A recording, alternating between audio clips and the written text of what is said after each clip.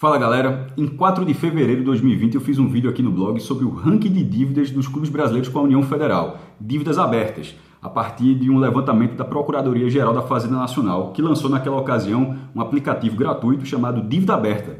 E ali você podia ver todas as dívidas de FGTS, dívidas previdenciárias, dívidas tributárias, abertas, ativas, ou seja, que não estão negociadas, não estão parceladas. E isso é muito importante porque essas dívidas abertas, elas estão sujeitas a multa, a juros, a execução, que pode travar um clube. Então é muito importante deixar isso bem claro, que são dívidas abertas que alguém pode pensar, pô, mas tal clube deve 300 milhões, 200 milhões. Basicamente, todo mundo deve dinheiro. Mas, se ele está parcelado em até 10 anos, que, enfim, muito tempo, acaba sendo algo controlado, enquanto outros clubes têm dívidas milionárias abertas que vão aumentando com juros e estão ali a qualquer momento de poder levar um bloqueio judicial dentro do clube, ou seja, pode travar o clube. Então é importante ficar nesse ranking, e aqui eu trago a atualização dele. Vou fazer aqui o top 10, começando de trás para frente, né, do 10º para o primeiro lugar.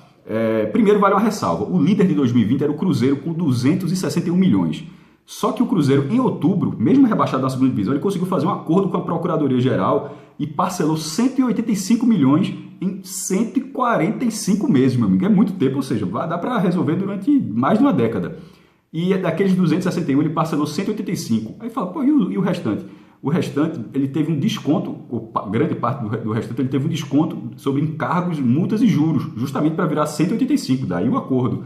Mas mesmo assim, o Cruzeiro já tem, em 2021, 22 milhões de reais em dívidas ativas, dívidas abertas. Porém, não está mais nem no top 10. Se antes ele era o líder, agora ele já saiu até do top 10. Vamos agora ao top 10. O 10º lugar é o Corinthians, com 26,9 milhões. O Corinthians segue na primeira divisão. Em 9º lugar, o Santos, com 28,4 milhões. O Santos tem uma curiosidade. O Santos estava zerado na lista anterior. Ou seja, nesse último ano, ou foi de FGTS, ou foi tributo, ou perdeu algum parcelamento, enfim. Mas o Santos foi de 0 em dívidas ativas para 28 milhões.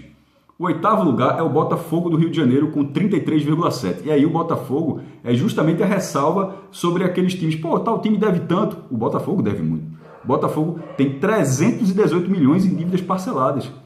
Agora, estão parceladas, estão negociadas, mas mesmo assim já tem 33 milhões de dívidas ativas. Ou seja, pô, é quase 350 milhões de reais de dívidas com a União. É muita coisa. E o Botafogo como todo deve quase 1 bilhão. Mas enfim, nessa lista só está entrando os 33 milhões, que são justamente a parte que segue aberta.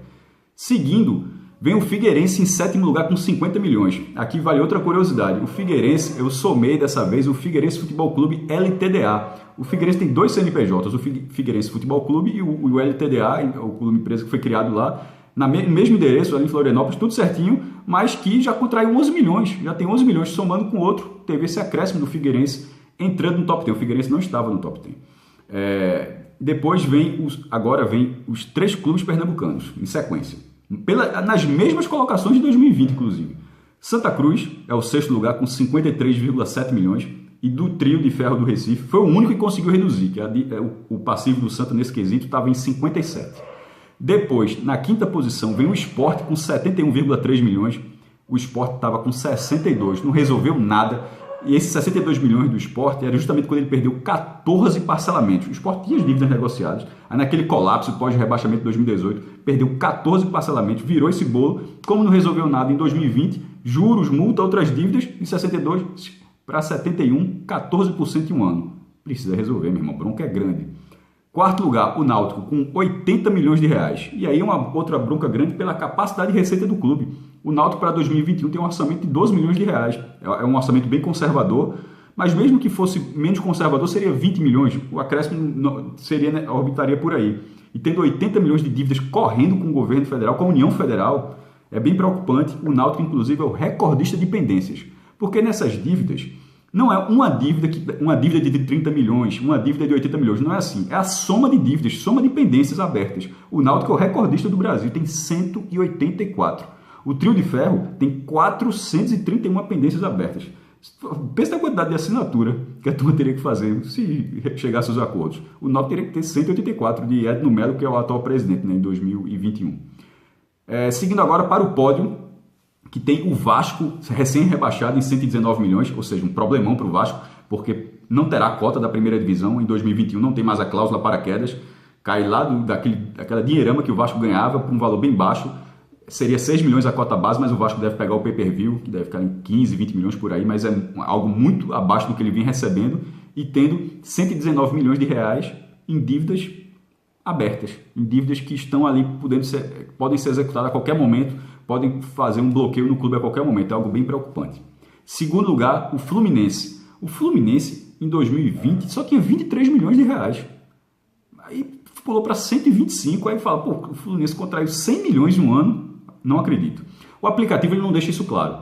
Ele não diz exatamente quando a dívida foi feita, por que se ela foi desfeita, se o parcelamento foi quebrado. Então, pelo aplicativo, você não tem como saber isso. Mas, por dedução, é muito provável que o Fluminense tenha perdido algum parcelamento, porque eu não acredito que o Fluminense tenha feito 100 milhões em um ano. Então, é muito mais plausível que algum parcelamento tenha ficado aberto nesse período, aí você perde a renegociação e vai para a dívida ativa. E no caso do Fluminense fez esse salto gigantesco, é disparado o maior salto entre todos os times da Série A, B e C. Eu conferi os 60 clubes. E na liderança, o Guarani com 152 milhões. É basicamente o valor do ano passado do Bugre. Ou seja, não renegociou nada e liberou os juros em relação a 2020. O que mostra, pelo aumento do Guarani, que o do Sport não foi só juros, porque o de 62 para 71, como foi o caso do Sport, mostra que teve outras dívidas. E o do Guarani, como foi um aumento um aumento menor, possivelmente foi por aí. Acho que ainda vale para falar sobre esse vídeo a quantidade de dívidas abertas de cada divisão em 2021. A Série C tem 139 milhões, a Série B tem 448 milhões e a Série A tem 317 milhões. Ou seja, a Série B com Botafogo, Vasco, Guarani, que é o maior devedor, Cruzeiro, é o que tem o maior passivo. Juntando essas três divisões, o total é de 904,5 milhões de reais.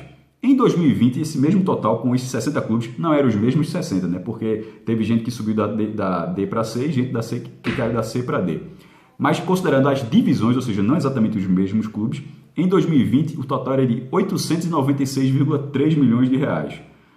Por fim, vale dizer que esse total ele não é uma soma de 60 clubes, ele é uma leitura, um levantamento de 60 clubes, mas com dívidas ativas, 38 têm dívidas ativas. Ou seja, o restante ou não tem dívida, ou tem dívidas negociadas. Os cearenses, por exemplo, com uma administração muito boa, o Ceará não apareceu nem em 2020, nem em 2021. E o Fortaleza, que tinha só 50 mil reais em 2020, já não apareceu agora. Você não pode cravar que eles não têm dívidas com a União, mas a partir dos balanços do clube são dívidas muito pequenas e absurdamente, totalmente controláveis. São dívidas que você consegue controlar. E o Bahia também não aparece. Aliás, o Bahia aparece com 300 mil, mas não aparece com a dívida milionária, porque o Bahia tem muitos milhões também já renegociados. Enfim, lembrando, não é um ranking de preciso de dívidas com a União, de dívidas abertas com a União, que pode ser um problema, então é sempre bom ficar atento. No blog eu vou deixar o link aqui embaixo, porque aí você pode ver o ranking completo na Série A, B e C. Aqui eu foquei só o top 10, mas você pode ver a posição do seu clube. Flamengo e Palmeiras estão, cada um só tem uma pendência de FGTS, eles aparecem. E enfim, eu faço o ranking completinho no link aqui embaixo. Beleza, galera? Vou terminando por aqui, falei rápido para ver se batia menos de 10 minutos dessa vez.